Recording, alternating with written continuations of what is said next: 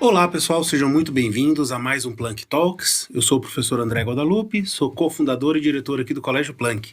E hoje a gente trouxe uma pauta super importante para a gente discutir, que está associado ao mercado de trabalho, que está associado a essas expectativas que nós temos com a formação dos nossos jovens. E o nosso tema é pais empresários, pais executivos, o que esperam para os seus filhos da base educacional. E para isso nós temos dois convidados que nos honram muito em estarem aqui conosco. Vou começar aqui com quem está na minha frente, José Renato Dias Fedato. Um prazer, Fedato, ter você aqui. Muito obrigado por ter aceitado o nosso convite. O Fedato é engenheiro civil, formado pela Unicamp em 1997, sócio-diretor da construtora Costa Norte desde 94 e foi presidente da Convap aqui na gestão de 2021 e 2022. Obrigado, Renato, por estar aqui com a gente. Eu que agradeço, professor André, é uma honra poder conversar com vocês. Sei que será uma tarde aí proveitosa. Ótimo. E o doutor Fernando de Marco. Doutor Fernando, o currículo dele eu tive que encurtar muito e vou colocar que ele é diretor aqui do Hospital Vivale da Rede D'Or, diretor de uma série de outros hospitais, um médico, um executivo, uma pessoa de vanguarda na área de medicina. Obrigado, doutor Fernando, por estar aqui com a gente. É um prazer enorme, André. Então, Renato, parceiro de longa data já, né?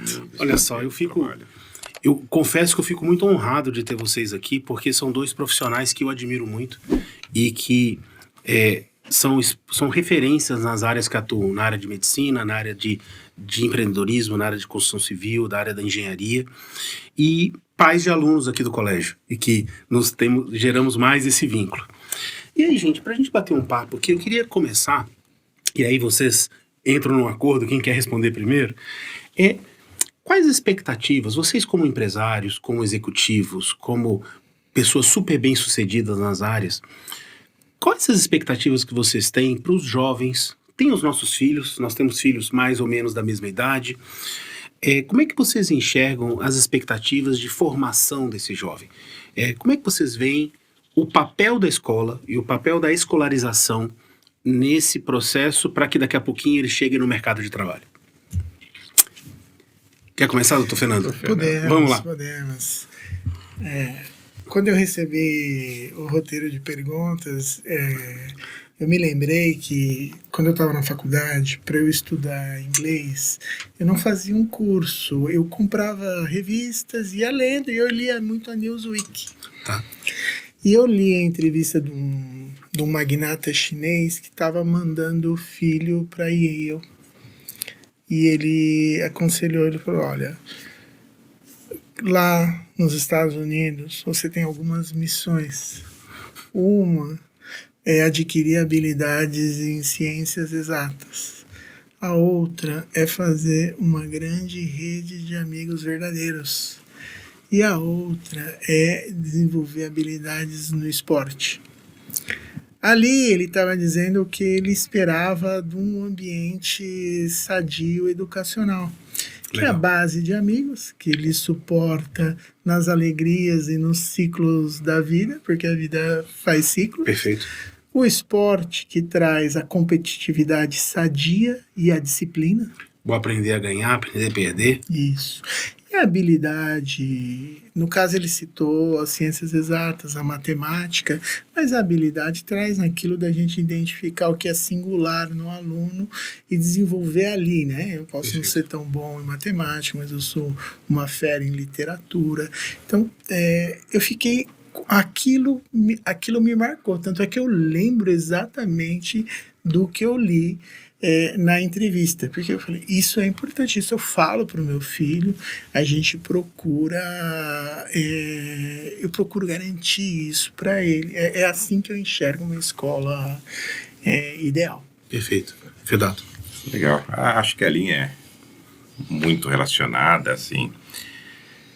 Eu entendo que todos os pais sempre vão buscar dentro do ensino um conhecimento técnico básico, porque ele é essencial para você partir de qualquer tarefa que você vá executar. Qualquer começo de carreira, ele vai te exigir um conhecimento técnico e ele é importante e essencial. mas ele não é o suficiente para você dar os próximos passos, os outros soft skills, que são aquela parte de liderança, autonomia, autoconfiança, Resiliência. Resiliência é uma das características mais importantes, principalmente hoje em dia para o jovem, que o mundo é tão dinâmico que às vezes é mais fácil trocar de posição do que ficar tentando aquilo que você sabe que ali vai dar certo. Então, são características que a gente tenta desenvolver neles e acho que todos, quando estamos ali na fase de escolha de nossas escolas, né, de onde colocar os nossos filhos, é algo que a gente leva em consideração. Conhecimento técnico, sem dúvida, ele é importante, mas ele não é o suficiente. Ele te coloca só em uma certa posição. Você conseguir saber esses outros níveis e ter escolas, ter inclusive núcleos familiares que consigam ajudar as crianças a desenvolver isso, eu acho que a diferença deles é já atingirem outros níveis. O esporte te traz a decepção, te traz ali a realização, te traz a necessidade de saber rapidamente engolir aquele tapa, né? Engolir aquele tropeço e estar preparado para o próximo. Você foi muito do esporte, né, Fedato, quando jovem? Fiz um bom tempo natação, que era um esporte principal. Depois disso eu comecei a jogar vôlei. E isso era o que fazia. Eu vejo... Trabalhar em equipe, inclusive. Eu acho que hoje a gente tem uma equiparação entre o cognitivo e o socioemocional, né? Então a gente tem que aprender a desenvolver as competências nas áreas de linguagens, humanidades, natureza, matemática, mas também trazer todos esses elementos que você colocou de trabalhar em equipe, de ter resiliência, de ter capacidade de levantar depois de um tombo, de saber trabalhar em equipe, de saber ser liderado e saber liderar, saber chegar a pontos de equilíbrio, porque eu acho que hoje não sei como é que vocês veem, o jovem hoje, acho que a gente pode separar em diferentes, as classes sociais acabam impactando um pouco nisso, mas aqui no colégio, o nosso jovem, o nosso estudante, ele é de uma classe social favorecida. Ao ser dessa classe social, de certa forma, eles acabam sendo muito protegidos, porque são cenários distintos. Agora, nas férias de julho, eu estive em Belo Horizonte visitando minha mãe e visitei com meus filhos lugares onde eu brincava. Então, eu andava de bicicleta, eu saía cedo de bicicleta, final de semana, e eu voltava para casa à noite.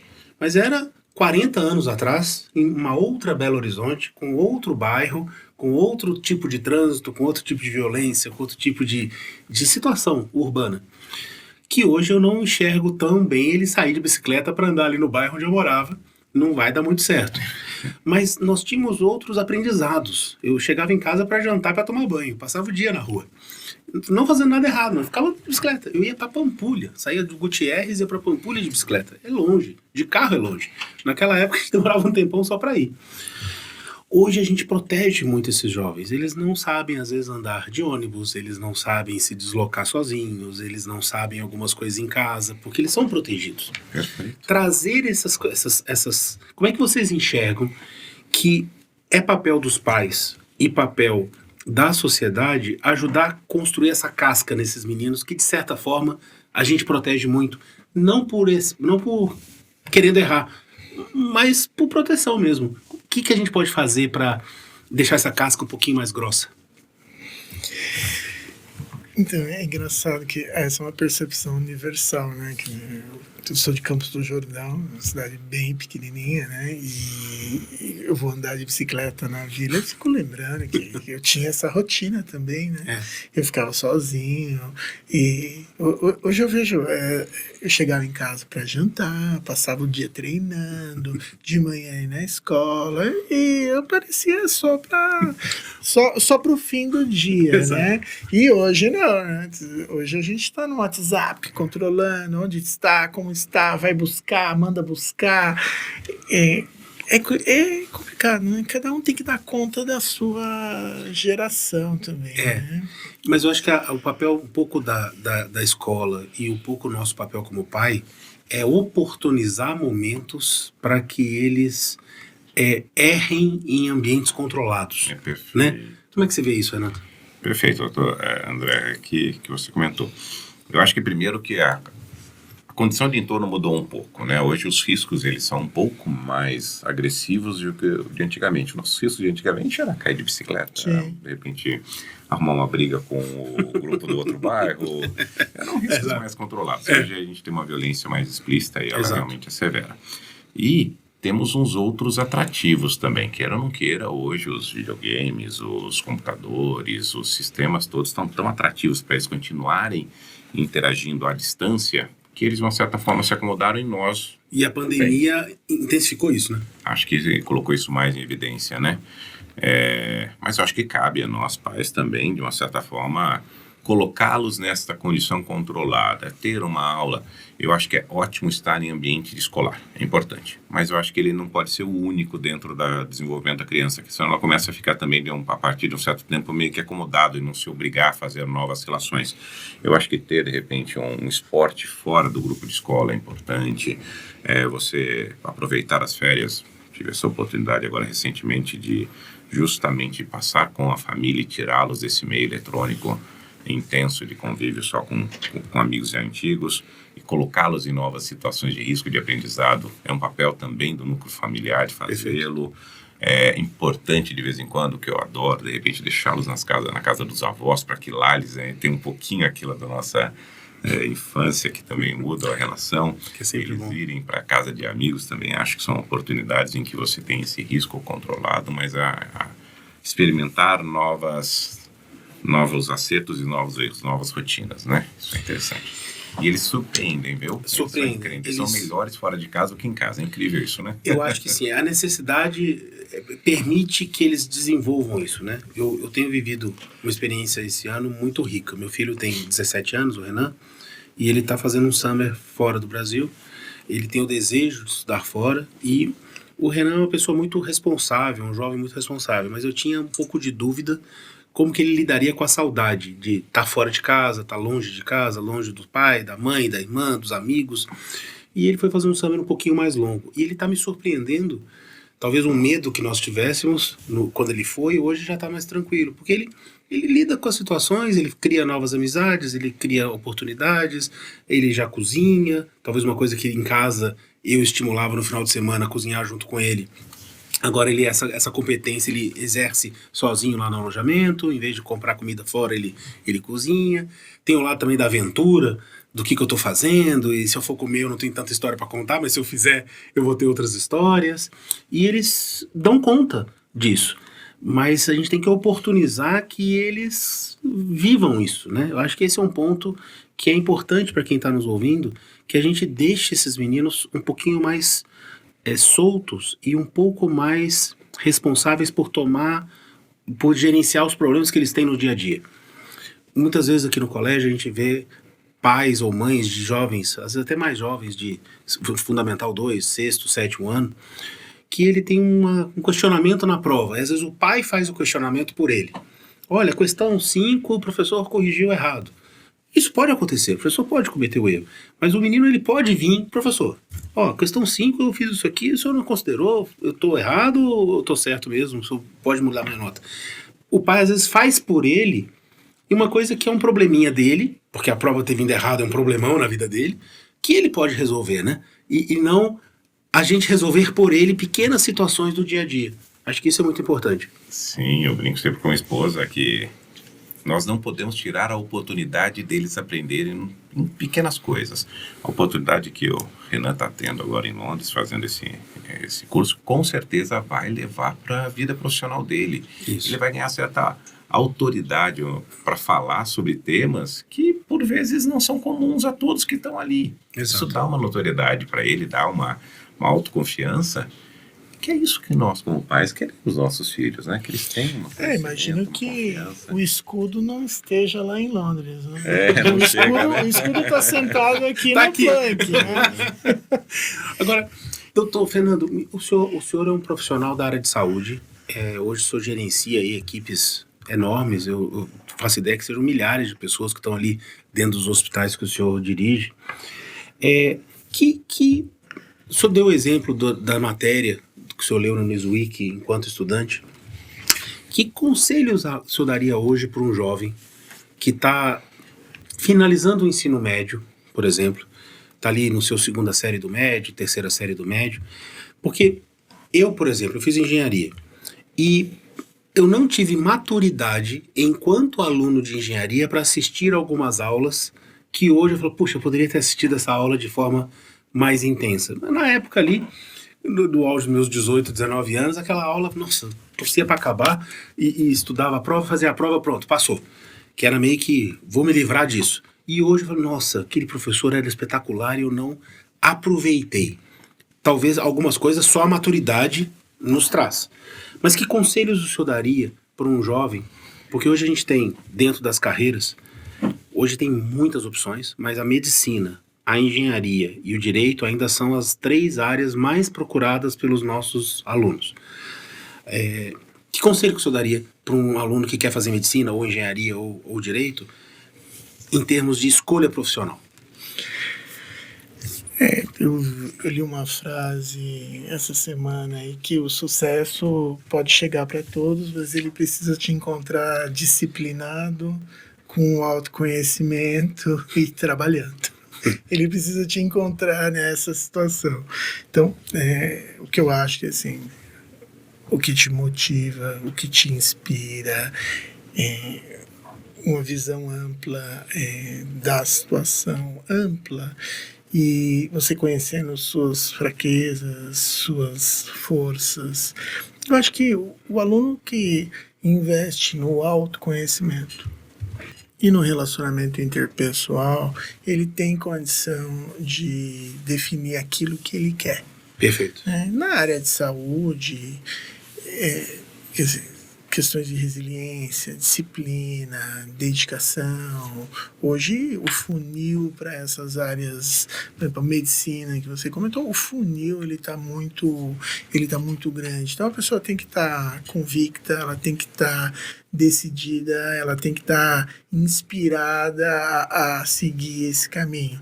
É um caminho de ciclos, né? Essa não é uma área que não é a mesma área de 10 anos atrás. Hoje ela exige muito mais estudo. Em termos de intensidade de trabalho, as coisas não evoluíram, quer dizer, você está tendo que trabalhar muito mais a dedicação, você está tendo que transpirar, você tem que viver medicina. Para isso, para você cair num cenário desse, acho que você tem que ter feito a decisão certa. E decisão certa passou por um exercício de autoconhecimento. Porque eu vejo, especificamente sobre a medicina, doutor, o senhor me corrija se eu estiver errado, por favor, que muitos optam pela medicina como talvez uma forma de... Claro, tem a vocação pelo cuidar do próximo, a vocação da saúde, mas tem também uma percepção de que é uma forma de ganhar dinheiro. Né? Tem ali o lado autônomo, de montar o consultório, de não depender, entre aspas, de um empregador, alguma coisa assim. E eles talvez não tenham a clareza do esforço que é se formar, da dificuldade que é, do quanto tem que dedicar, e é uma vida de estudo, né? Eu vejo, eu tenho uma irmã médica, ela tem 30 anos de formada, eu ainda vejo ela estudando, reciclando, aprendendo novas técnicas, vendo novas coisas, participando de congresso, e se debruçando e trabalhando forte até hoje. Quer dizer, não é uma coisa que eu ganho muito dinheiro e faço, não é só o glamour. Conta um pouco disso pra gente, porque eu acho que o nosso aluno precisa ouvir isso. Quando você vê um médico de Mercedes, bem sucedido, você está vendo só a ponta do iceberg. Né? Você não está vendo as horas de dedicação, o ciclo, né? Então, sei lá, vamos pegar a neurocirurgia. Para você ser neurocirurgião hoje, provavelmente você fez 2 anos de cursinho, 6 de faculdade, 5 de residência. E se você tiver mestrado ou doutorado, são mais 7 anos. Já deu 20 de estudo. Exato. E ainda tem a particularidade que é o seguinte, como você vive de procedimentos de destreza manual, se você ficar 6 meses sem fazer um procedimento, você tem que voltar para a escola de novo. Você perde aquela habilidade. Exato. Olha. Então, realmente, né? Se você comparar a medicina, ela tem uma massa salarial mais alta que a população em geral. mas ela tem uma demanda específica, e se você vier com ela ao longo de uma linha do tempo, ela já foi... O indivíduo que se formou em 96, ele tinha uma situação diferente do indivíduo que está se formando agora em 2022. A dedicação não mudou. Eu acho até que ela intensificou. Porque hoje você faz um protocolo clínico, que é aquilo que você tem que fazer para o paciente na frente de uma determinada situação. O protocolo clínico ele não dura 2 anos.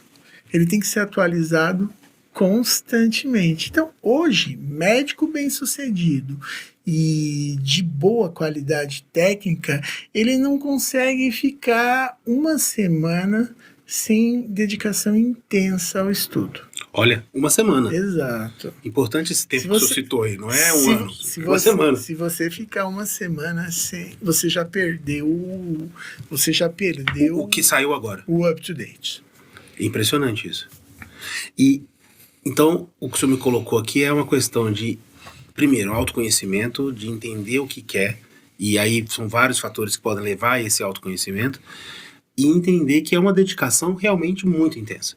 Então, não é estudar forte para o cursinho ou no colégio para entrar na faculdade. É uma vida de estudo e dedicação.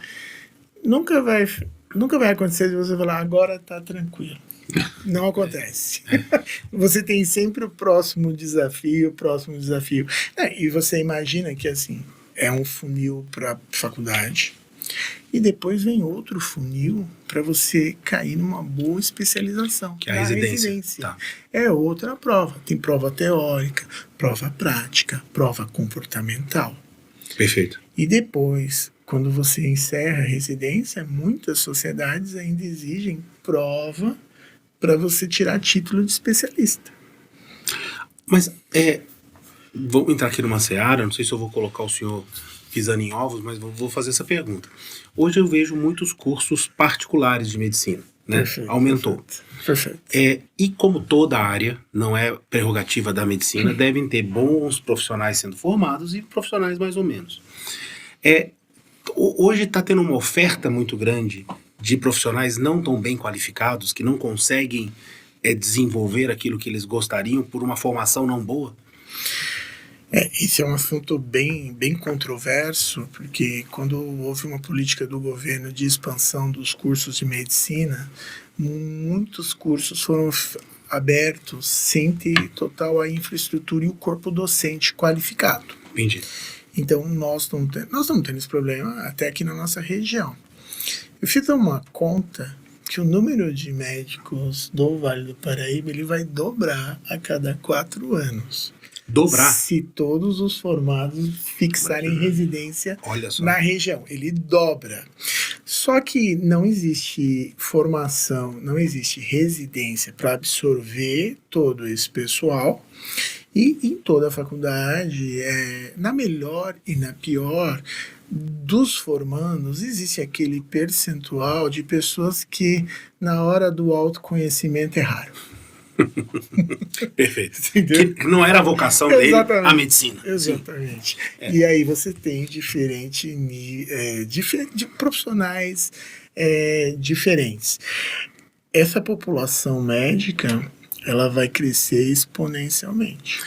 E isso é assustador quando nós tivemos aqui num episódio recente, o prefeito Anderson, aqui de São José dos Campos, e a população de São José é estimada, tem alguns censos, algumas informações distintas, por volta de 720 mil habitantes. E ele estima que, mantendo a qualidade de vida do joseense, até 900 mil. E ele imagina que esse salto de 720 para 900 aconteça nos próximos 20 anos. Então a gente está aumentando a população aí em 20% em 20 anos. Se vai dobrar a oferta de profissionais formados a cada 4, a conta não fecha, né? Essa é uma situação, mas o que acontece, né? Essa conta que permite dobrar a população aqui, ela foi feita em parâmetros nacionais. Sim, perfeito. Então, aqui há o excesso. Em outros lugares a falta. hora que você considera o país de forma global... Você dilui.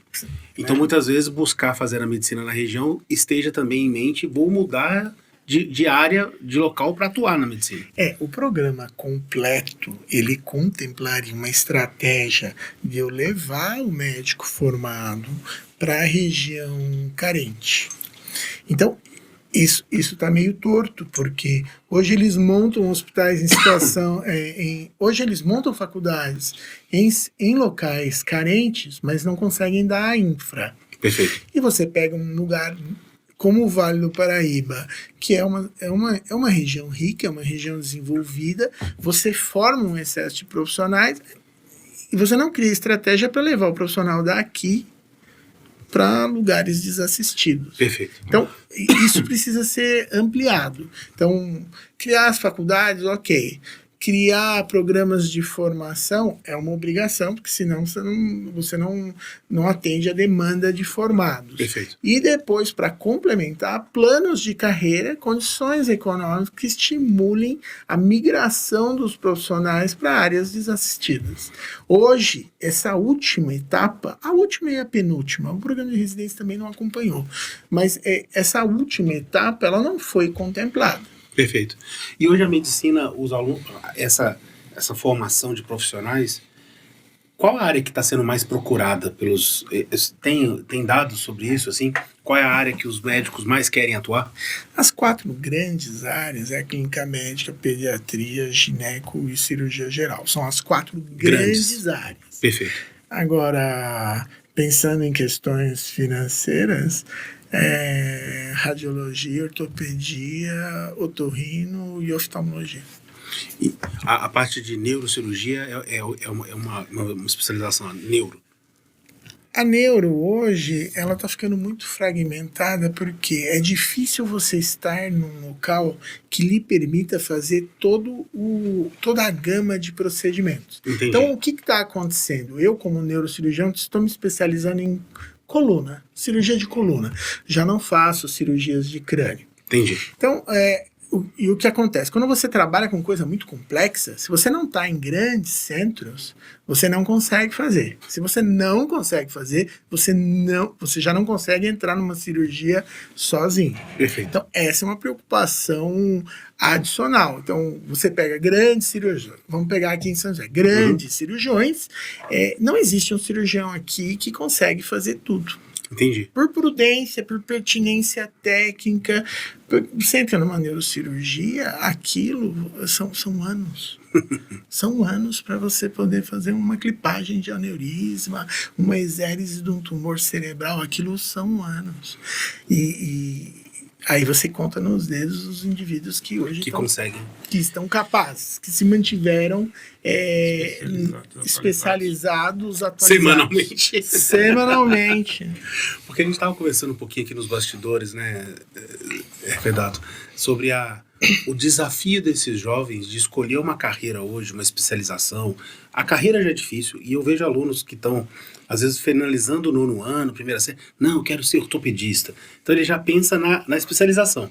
Sendo que a gente não sabe como vai ser o mercado, como vai ser a vida dele quando ele se formar daqui a 10, 15 anos. Então esse é um desafio grande de percepção de futuro, né? Sim. Como é que você vê isso, Fedato, na engenharia, que é uma outra carreira tão demandada e tão importante para o desenvolvimento de um país, né? Sim, e é um leque eclético, né? Se você Sim. for pensar dentro da engenharia, você tem lá uma engenharia da computação, tem uma engenharia mecânica, uma engenharia naval, uma engenharia de infraestrutura aeronáutica, uma engenharia civil.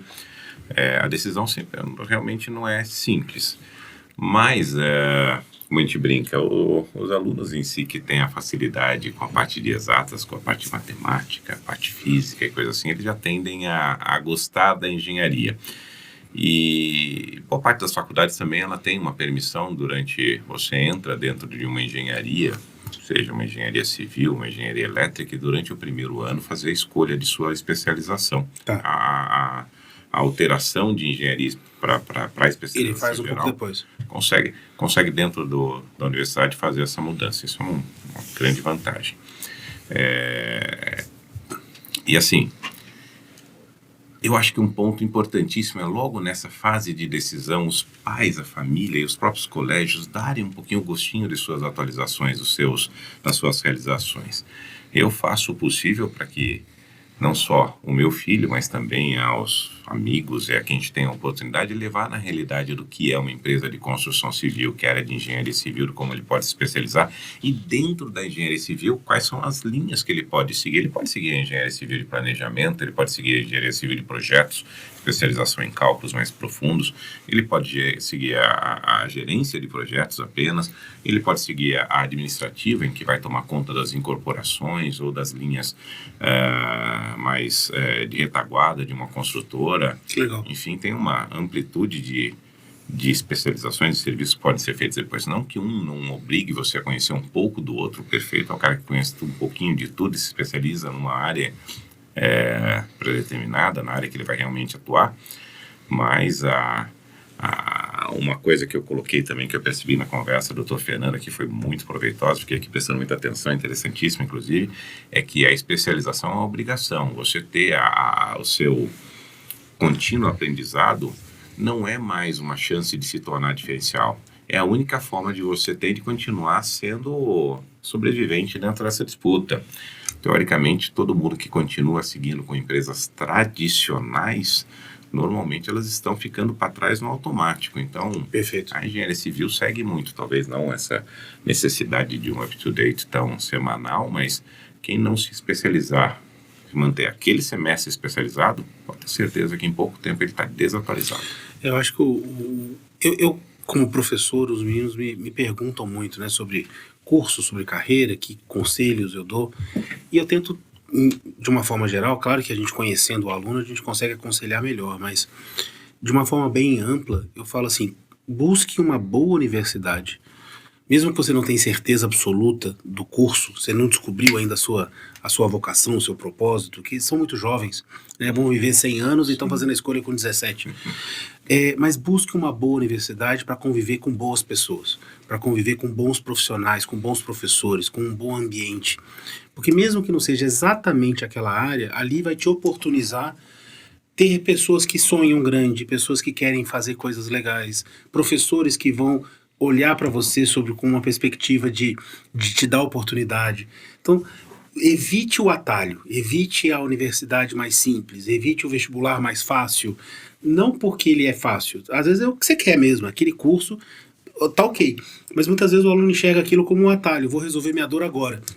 E isso vai gerar uma sequela enorme. Então, buscar boas universidades, buscar bons núcleos, buscar boas convivências é um ponto que eu considero super importante. E Fernando, você, dentro do seu trabalho, e o Dr. Fernando também, quando vocês vão buscar profissionais no mercado, o que vocês buscam nessas pessoas? O que faz diferença? Porque eu lembro, quando eu entrei na faculdade, que se falava muito assim, você vai ter um diploma, você não fica desempregado. Não, se você tiver o diploma, você vai conseguir uma colocação. Era o que eu ouvia da minha mãe. E ainda se eu fosse trabalhar numa empresa como o Correio, Banco do Brasil, eu teria estabilidade. Então era um pouco que a minha mãe falava para mim na década de 80, eu ouvia isso.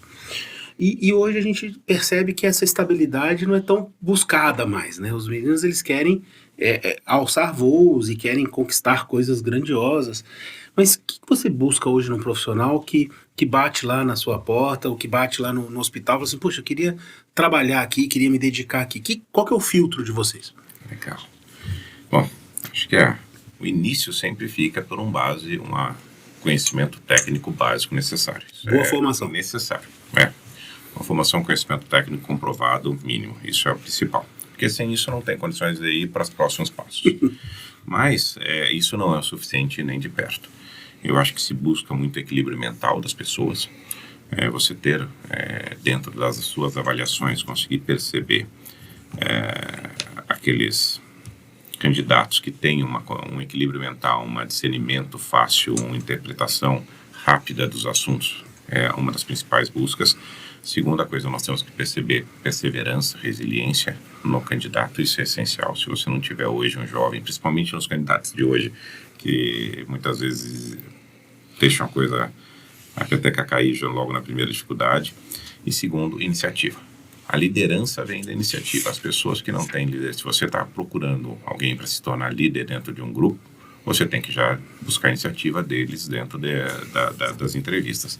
Essas são as características principais que estão em quase todo o escopo de linha de controle de contratação. E no hospital é diferente, doutor? Eu vou acrescentar, né, além da formação técnica, quando eu estou entrevistando diretamente, eu gosto de perguntar assim, me conta aí como é que estão as coisas. Como é que estão as coisas? Como é que você está vendo o que está acontecendo? Né? A primeira pergunta, mas acontecendo com o quê? Não, me diz como é que está indo a medicina, como é que você está vendo suas condições de trabalho, como é que você está se enxergando no futuro, como é que você vê essa própria empresa, que ali ele já vai lhe dar dicas se ele foi bem informado ou não. O senhor entrevista quem? O senhor entrevista médicos que querem entrar no hospital? Quem é a pessoa que senta na sua frente para ser entrevistado? Eu entrevisto administradores, enfermeiros e médicos. Tá. E para posições variadas, assistenciais, administrativas. Tá. Hoje mais no cargo de gestão, eu tenho médicos no corpo de gestão. E esse exercício ele é interessante, porque quem enxerga o mercado, quem enxerga tendências futuras e quem se enxerga dentro do mercado, lidando com essas tendências, é porque a faculdade preparou. Tá. Porque na nossa área, por exemplo, nos cursos de medicina, até bem pouco tempo, hoje não existe gestão, não existe receita, despesa, não existe lição de cultura de serviço. Você tem que gostar de gente. Ao mesmo tempo, você tem que ter noções do mundo e do seu microambiente ali. Esse é o médico completo. É aquele cara que se atualiza, gosta de gente, gosta de medicina, gosta de estudar e se enxerga ali. Quando você pede para ele contar, me conta como as coisas estão e como elas ficarão, você está dando a oportunidade dele descer todo o background dele. Perfeito. Tudo que a faculdade colocou ali. Você tem faculdades sem nome nenhum, com profissionais lá em cima. Com profissionais lá em cima, porque eles entendem os movimentos, eles entendem as dinâmicas, eles entendem até as próprias deficiências das instituições em que eles estão. Ele clama por melhorias, ele corre atrás de melhorias, e quando ele vai ser entrevistado, ele lhe conta isso. Perfeito. Então, eu prefiro aquele que entende, tem atitude e diz para mim que vai atrás, do que alguém que chegou pronto, mas não me diz o que vai acontecer no mês que vem. Eu acho que eu nunca falei isso no Plank Talks, mas você que está nos assistindo, volta 5 minutinhos e ouve de novo o que o Dr. Fernando falou, que eu acho que é fundamental. Porque a gente traz isso, só falou da graduação, né? Eu tenho muito por mim, é claro que eu sou gestor de uma escola, sou professor de uma escola, meus filhos estudam aqui, e eu acho que a escola tem muito esse papel, mas tem um lado que vem da família, que vem do indivíduo, que é o querer mais, que é uma inquietude. Eu percebo que nós temos na mesma sala de aula, que tem os mesmos professores, alunos que têm um olhar sobre o que está acontecendo no mundo, que leem mais, que são mais curiosos, que buscam, que não leem, leem não para fazer uma redação, leem para entender o que está acontecendo. Leem um pouco sobre política, leem um pouco sobre economia, leem um pouco sobre cultura pop, mas eles são curiosos. Eu acho que tem duas coisas que eu acrescentaria no que vocês colocaram, que é esse lado curioso do jovem, porque o jovem que é curioso, ele tende a ir mais para frente, porque ele é inquieto, ele quer saber. E um bom humor. Hoje é um ponto que eu tenho tentado buscar, né? O professor Humberto é quem faz o processo de seleção aqui na escola, dos professores, mas a gente tem tentado trazer esse elemento também. Fora tudo isso que vocês colocaram, que eu acho que é super pertinente, a pessoa ser bem-humorada, a pessoa ter um olhar, não otimista no sentido bobo e caricato, mas uma pessoa que tende a ter um olhar positivo, uma pessoa que vai ter um dia mais leve, porque é o que você colocou, gostar de gente significa conseguir ter um dia mais leve, porque senão fica muito difícil trabalhar, né? Então acho que uma dica que a gente pode dar para os pais que estão nos assistindo e para os alunos que estão nos assistindo é isso que o senhor colocou, entenda o cenário que você está inserido, entenda o que está acontecendo no mundo. E não é só a escola que traz isso, eu acho que isso vem muito dos pais.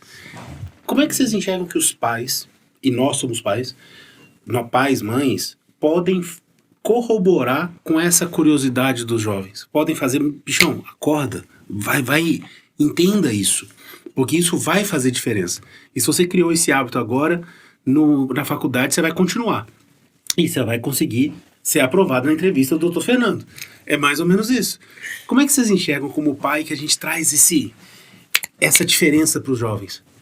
Acho que tem muito o ensinar com exemplo, né? De repente, mostrando também que nas nossas situações de dúvidas, vamos atrás de pesquisas, fazemos as leituras, reagimos de forma positiva aos problemas, porque tem muitas pessoas que até no ambiente de trabalho reagem bem a problemas, e quando chega em casa já não reage tão bem a problemas, né? Acho que isso aí também é uma forma de manter o ensinamento para os filhos em casa, ter essas reações positivas e de se divertir até com os erros da família e, enfim, criar situações de desafios dentro da família que possam dar a oportunidade de buscarem a solução, só que não entregar a solução, né? Dar a oportunidade realmente de buscarem. Acho que essa é a contribuição que a família consegue colocar junto.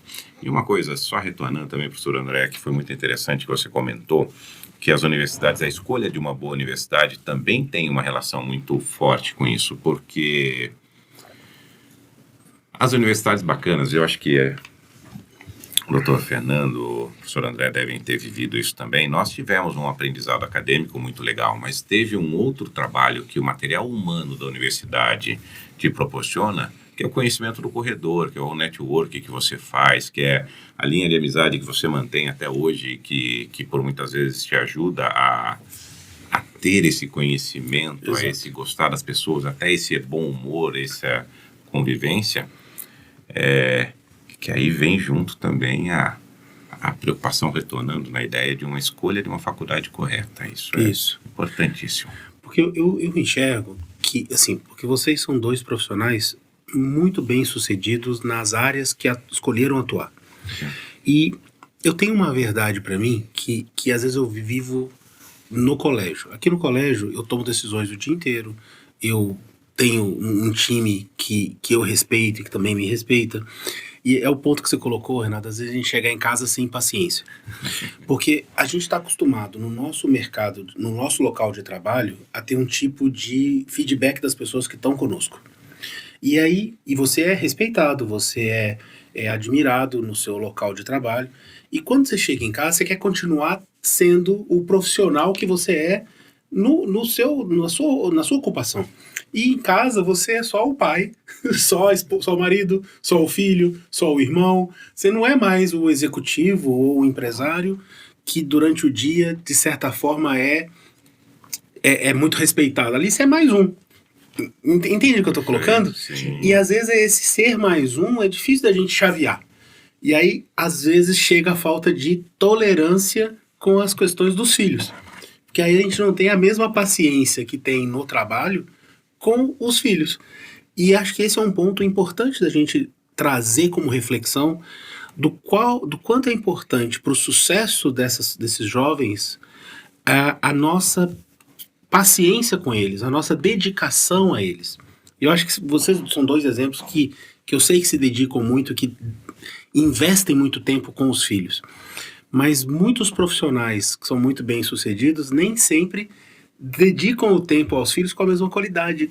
Como é que vocês aconselhariam esses pais que estão nos assistindo a ter esse tempo de qualidade com os filhos? O cara sair vou usar um termo feio aqui, mas sair do pedestal que ele está no dia a dia profissional e em casa ele chegar e falar, bom, aqui eu sou só pai. E aí eu tenho que ajudar com as atividades da casa, eu tenho que ajudar com a rotina, eu tenho que ajudar com a organização, e eu não sou mais o líder, eu não sou mais o chefe, eu sou uma pessoa na casa. Como é que vocês veem isso? Quando você vai embora do Planck, O Planck vai embora de você? Não vai, né? Não vai. Você leva o Planck para casa, né? Nós estamos hiperconectados. Exatamente. E estamos on o tempo todo. Então, a gente não termina a rotina mais quando a gente sai fisicamente do local de trabalho. Agora, acho que esse é um desafio não só para engenheiros e médicos e professores, acho que é um desafio do mundo moderno, balancear, virar a chave, né? Porque você é um gerente e chega em casa, você também é um gerente, não funciona. Exatamente. E você não sabe a hora agora acabou isso aqui, agora eu vou para cá. E isso é complicado. O hospital, então, na medicina, né? E o WhatsApp agora, né? O WhatsApp botou todo mundo trabalhando 26 horas por dia, né? Porque agora você é localizável. Isso. Sim. Né? E em qualquer momento. E ainda tem um sinalizador lá, se você leu ou não a mensagem. Denunciador, né? Se você leu, se você não leu, se você não respondeu, gera ansiedade na pessoa que te mandou a mensagem. Isso é verdade. Mas é um desafio para todos nós, esse mundo moderno. Conseguir, além de tudo, desconectar um pouquinho do trabalho, dar atenção para a família, né? Até porque um dia eles cobram. E da forma com que tem que ser pai. Exato. Que é o pai que tem que afagar nos momentos difíceis, que é o pai que tem que cobrar também, não cobrar resultado, mas cobrar reação a dificuldades. São os nossos desafios que a gente o desafio maior da educação é educar no não, né? Porque muitas vezes... É mais fácil. É mais fácil, sim. E aí o educar no não é justamente esse desafio. Agora não pode, agora não dá, ou isso não pode. Exercer o não como uma forma de refutar o carinho, mas por ter o carinho, às vezes o não ele faz parte do processo. Né? Eu acho que isso é muito importante. Agora, gente, quando a gente pensa em educação, a gente colocou aqui alguns pontos muito importantes relacionados à escolha, relacionados à forma como ele vai aprender. Que ponto que vocês enxergam, qual a importância que vocês dão para que, de alguma maneira, o empreendedorismo seja trabalhado nas escolas? Então, assim, essa questão da postura empreendedora, que não é uma disciplina curricular da educação básica do Brasil. Não está lá. Matemática, física, química, empreendedorismo. Como é que vocês enxergam essa educação empreendedora para o futuro dos jovens? Como é que vocês veem isso? Eu gosto dessa metodologia de estudo de caso, de solução de problemas, de iniciativas de criatividade e inovação. O mundo está pedindo isso, né? Quer dizer, nós estamos progressivamente conversando mais sobre isso, né? E eu acho até que essa geração nova, eles estão sendo programados ou direcionados a não serem funcionários. Hoje o empreendedorismo ele está incentivado e a gente estava comentando sobre o que fazer, a gente não sabe se a profissão do futuro qual é, se ela vai estar lá e por quanto tempo. Eu enxergo assim, o empreendedorismo como atividade complementar, regular no ensino, hoje eu não vejo espaço para não haver. Tá. Para não haver. E hoje, você pega a área, vou de novo trazer para a minha área, mas a do Renato, a própria do ensino, né? A quantidade de startup criada por pessoas que nem formadas estão. Exato. Né? Histórias que fazem sentido, gente criando modelos de negócio sustentáveis, inovadores, fazendo coisas óbvias, mas atendendo necessidades que até então estavam não atendidas pelo mercado. Os hospitais estão muito atentos a essa efervescência de startups, né, de soluções que estão existindo. Eu sou sócio de 40 empresas. Você é um investidor Sou anjo investidor serial. anjo de empresas em sequência. Que bacana. E muitas empresas eu invisto só para poder conversar com o empreendedor. Legal. Porque ali eu saio do meu dia a dia. E ideias totalmente diferentes, às vezes entramos em apuros, né? E aí você fica vendo a criatividade, a dedicação, a resiliência e como é que a coisa foi planejada. Então, vamos dizer assim, você pode estar em empresas falidas, mas se um empreendedor for uma pessoa que vale a pena, você estar naquela reunião já pagou o capital, porque a efervescência de ideias, né? As novidades que eles trazem. Então, não consegui nenhum unicórnio, não. Tá buscando, tem que investir numa 120 que chega. Exato. Mas o que a gente aprende, Eu falo muito com os meninos da eletiva de startup e empreendedorismo que o investimento inicial, no investimento que tem os 3 Fs, né, que é a família, os amigos e os bobos, né, porque ainda a chance do dinheiro voltar é muito pequena. Eles investem nas pessoas e não às vezes na ideia. Sim. Então eu gosto de estar com você. Eu acredito que você ainda vai achar um problema que você vai resolver. Sim. Então eu quero estar perto de você, porque na hora que você achar isso, eu vou estar perto e vou te ajudar de alguma maneira. Então é um investimento na pessoa, que é a pessoa curiosa, que é a pessoa inquieta, que é a pessoa que quer fazer e não está aceitando, deixa a vida me levar, né? Ela quer fazer para onde ela vai. O take a risk, né? Pessoa que Isso é espaço. importante. Mas, Agora, André, fala. assim, só sobre Não, empreendedorismo, assim, sou fã da ideia de ter o empreendedorismo dentro das escolas.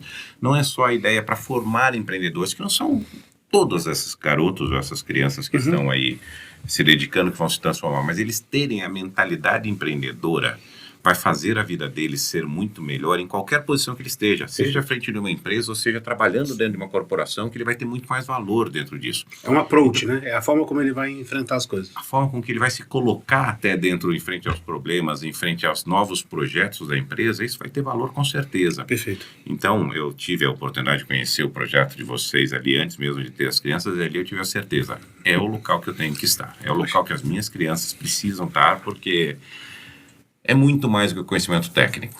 É uma parte de desenvolvimento pessoal que não se tem por aí. Eu sou professor há 30 anos, né? E 32 vai fazer agora. E eu dou aula de física há muitos anos e há 3 dou aula de startup e empreendedorismo. É a aula que eu saio com mais energia do que eu entro. Porque a gente debate, eu apresento, eu vendo as ideias para eles e ouço deles as ideias, as maluquices que eles têm para fazer. E o professor Humberto sempre está na sala quando eu termino umas 7 horas da noite, que eu saio da última aula. E eu volto sempre empolgado, sempre volto com muita energia, porque é contagiante. E aí eu tenho os moleques do 6º ano, meninos de 11, 12 anos, que querem montar uma lan house completamente diferente, que vai ter tal coisa.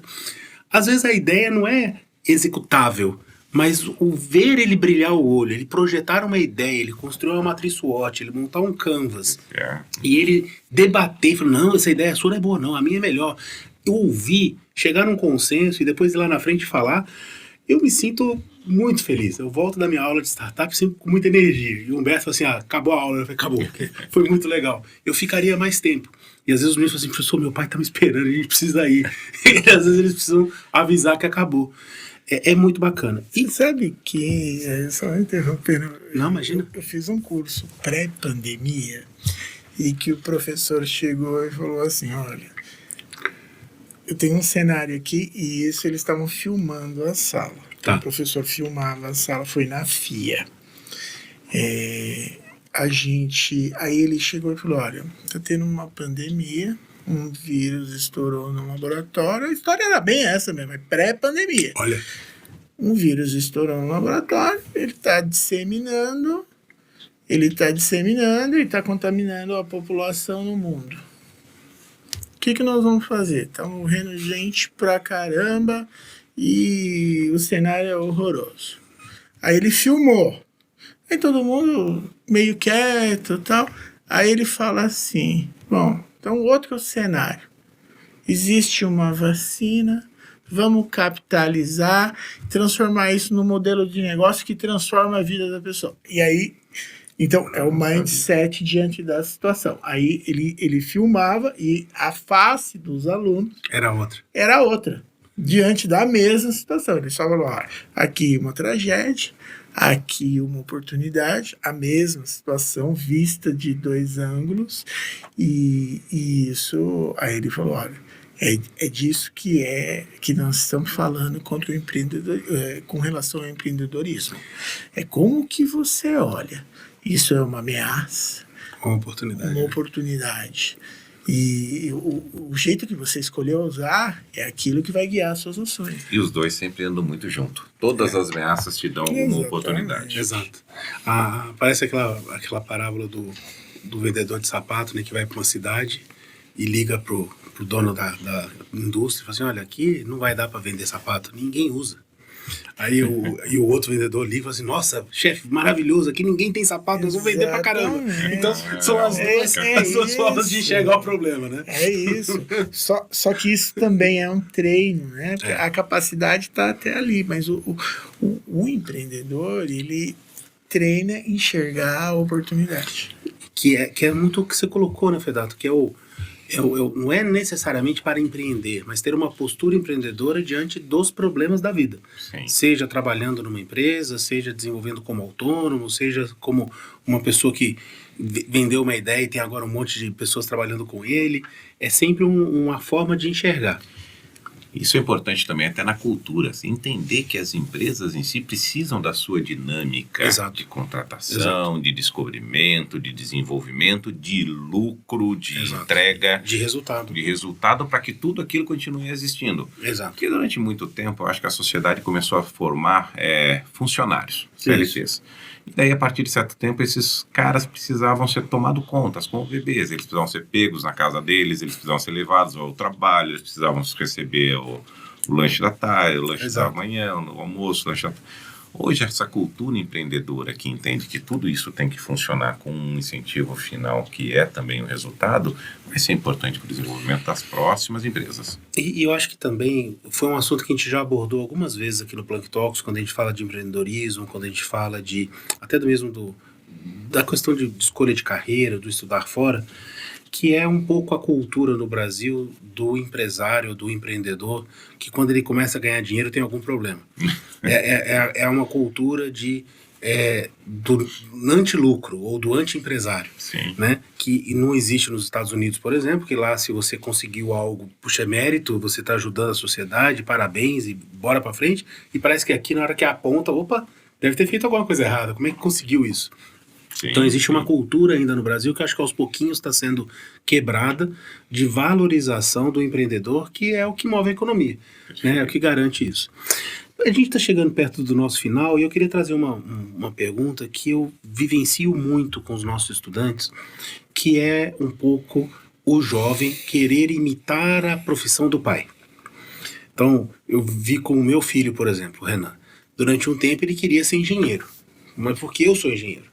Então, de certa forma, ele falou assim, poxa, eu admiro meu pai fez engenharia, eu também vou fazer engenharia. Mas não era, de fato, uma opção dele. Não era, talvez, o propósito dele. Era a opção naquele momento. Mas muito porque meu pai é engenheiro, eu quero ser engenheiro. Eu vejo, às vezes, filhos de médicos, filhos de advogados, filhos de administradores, meio que, sem uma análise real, acompanhar a profissão do pai. Como é que vocês veem isso? Existe uma expectativa? Qual é o cuidado? Por exemplo, seu filho, se ele quer ser médico porque quer ser médico ou quer ser médico porque vai seguir a carreira do pai? A mesma coisa para você, Fedato? Como é que vocês enxergam isso? Eu não tô com esse problema.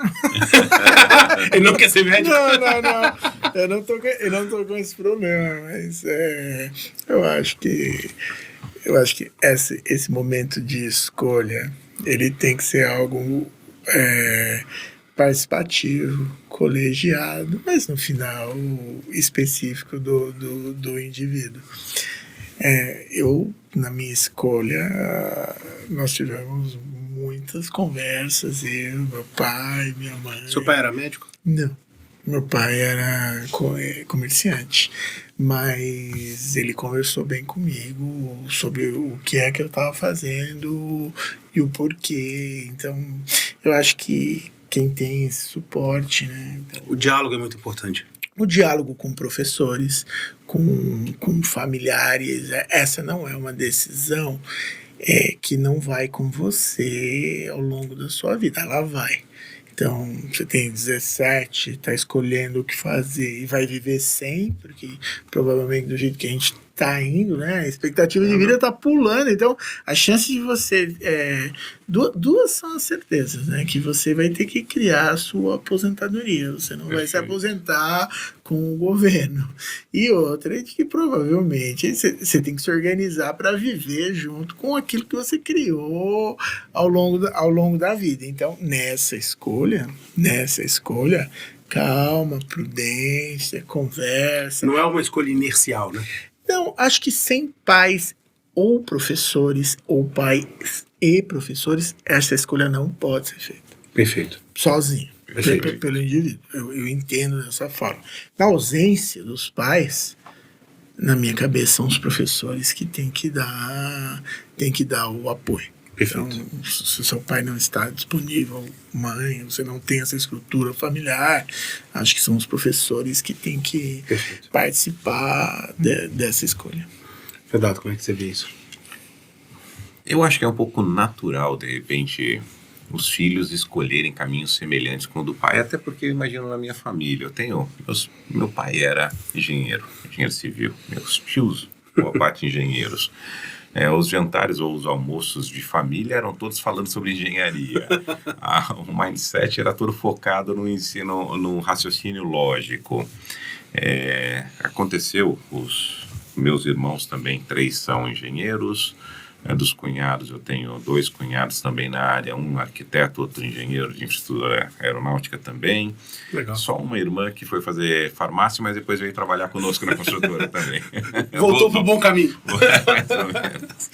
E, enfim, eu acho que acaba esse contexto, esse ambiente todo contaminando um pouco o jovem para ele ter esse tipo de conversa. Isso faz com que o raciocínio lógico fique um pouco mais aguçado, que vá bem na matemática, que por fim acabe naturalmente escolhendo a engenharia. Eu acho que eu já escolhi ser engenheiro civil quando eu tinha mais ou menos 5, 6 anos de idade, porque eu não parava de desenhar casas, eu não parava de fazer coisas que eram relacionadas com construção.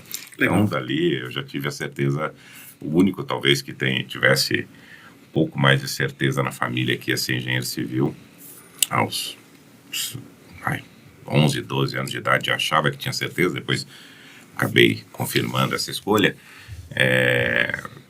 Mas é meio natural acontecer isso. O que eu acho que precisa ser, como o Dr. Fernando colocou, ser uma escolha realmente multissetorial, em que a gente tenha a conversa primeiro em família, depois a criança tenha a liberdade de conversar dentro do meio acadêmico dela, se ela tiver outro nível de escolha entre amigos e, de uma certa forma, experimentar um pouquinho a realidade do que é essa escolha. Perfeito. É uma escolha muito duradoura, ela é de muita responsabilidade. Ela precisa, essa época deles é uma época difícil, em que eles precisam, e é uma decisão que, se ela não for assertiva, ela gera transtornos depois para alguns anos, né? Exato. Então, acho que a questão é muita conversa nesse momento. Eu acredito muito nisso. Eu Claro. acho que ele não precisa ser com pressa, viu? Eu vejo muitas vezes os pais falando, não, tem que sair do 3º colegial com a escolha feita da universidade. Eu acho que não. Sinceramente, eu acho que entrar um pouquinho mais velho na universidade é uma vantagem, não é uma desvantagem.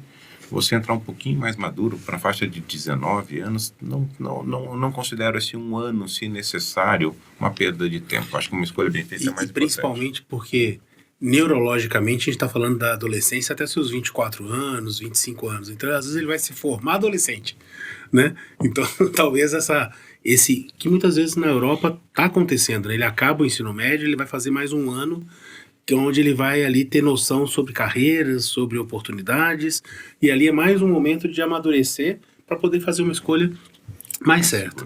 E às vezes também, se escolher depois mudar, também não é tão problemático, Sim. desde que consiga perceber isso É o que a gente fala nas startups, né? Vamos errar logo para acertar mais cedo. Isso aí. Então é o errar barato. Então, se a gente, quanto mais cedo a gente conseguir identificar. E para isso, gente, eu vou até lançar aqui um projeto que a gente vai divulgar agora em agosto para todos os pais do Colégio Planck, que é um projeto de job shadowing. Então a gente tem dentro dos nossos alunos um terço não, mas dessas 3 disciplinas, medicina, direito e engenharia, uma grande parte dos alunos querendo fazer essa carreira. E nós temos, dentro dos pais, de alunos, pais e mães, uma grande porcentagem médicos, uma grande porcentagem advogados e uma grande porcentagem engenheiros e empreendedores. E nós vamos perguntar para esses profissionais, para esses empresários, se eles estariam dispostos a aceitar alunos do ensino médio para alguns dias de estágio nas empresas. Então, de repente, um aluno que quer experimentar engenharia civil, por exemplo, eventualmente, a sua empresa pode receber esse aluno por 3, 4 dias e falar, vem cá entender o que é uma construtora, o que é uma empresa de engenharia civil, o que o engenheiro civil faz. Legal. Às vezes esse jovem, e aí vai ter um critério de seleção, para que os jovens possam chegar lá com a cultura correta, com a proposta correta, com a postura correta, mas que possam viver. Imagina a experiência de um aluno, não sei como, mas como que esse aluno vivendo num hospital 3 dias, o que ele pode ou ter certeza ou falar, não é bem isso que eu quero. Ou, nossa, é isso mesmo, aí o olho brilha.